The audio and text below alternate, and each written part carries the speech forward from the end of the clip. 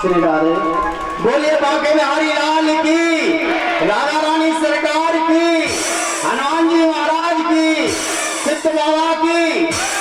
जैसा कि हमारे व्यास जी ने, व्यास जी के मुख से अभी आपने कृष्ण जन्म का वर्णन सुना। इसी क्रम में अब हमारे लाला का पूजन होके और आप समस्त लोगों के बीच आएंगे लाला।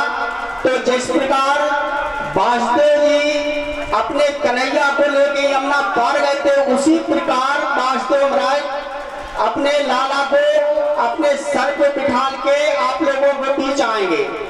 तो उसी प्रकार आप पैर छूते जाएं, भीड़ ना करें, एक दूसरे में धक्का ना दें, क्योंकि व्यवस्था आपकी है, कार्यक्रम आपको है, तो भगवान भी आपके हैं। तो उसी प्रकार हम लोग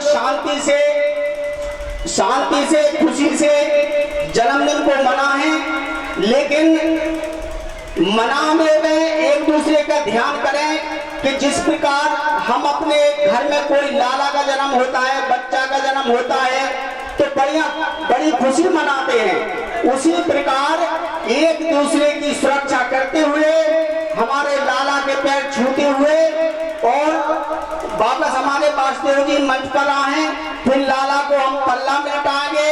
एक एक करके धीमे धीमे शांति के साथ लाला को जुड़ाते चले जाएं, क्योंकि व्यवस्था आपकी है, कथा आपकी है, भगवान आपके हैं, तो इंसान भी सब आपके हैं। इसलिए व्यवस्था भी ना खराब हो और किसी को परेशानी भी ना हो।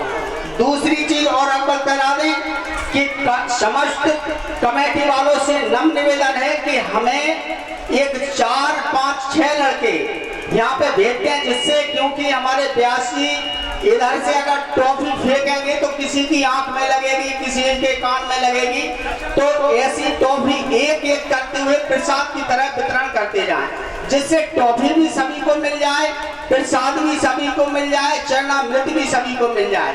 अपने अपने स्थान पर बैठे रहे, प्रसाद, टॉफी, चरणामृत जो भी है भगवान का प्रसाद, वो सभी लोगों के कंठस्थ में ग्रहण हो जाए।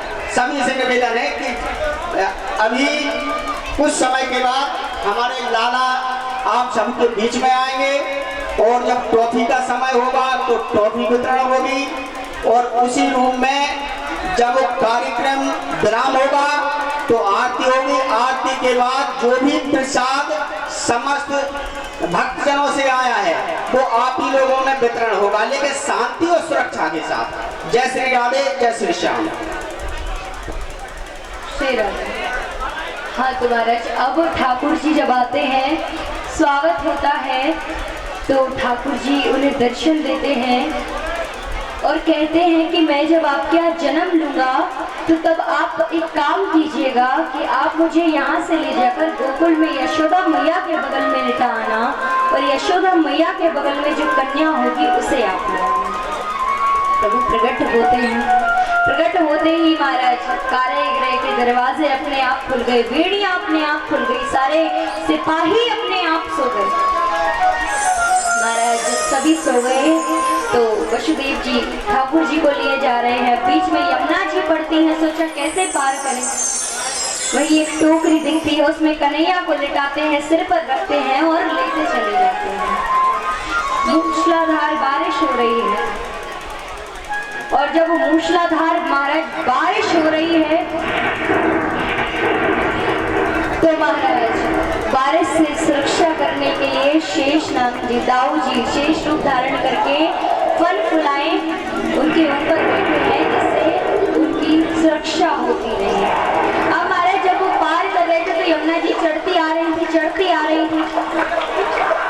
महाराज यमुना जी क्यों चढ़ रही थी? सीधी बात यह थी कि यमुना जी के चढ़ने का कारण यह था कि यमुना जी श्री ठाकुर जी के दर्शन करना चाह रही थी, चरण छूना चाह रही थी। और महाराज जब वह चरण छूना चाह रही थी तो ठाकुर जी यह बात समझ गए और ठाकुर जी कहने लग गए, यहाँ तो तू चढ़ती आ रही है और यहाँ तेरे ससुर जी घबरा रहे हैं।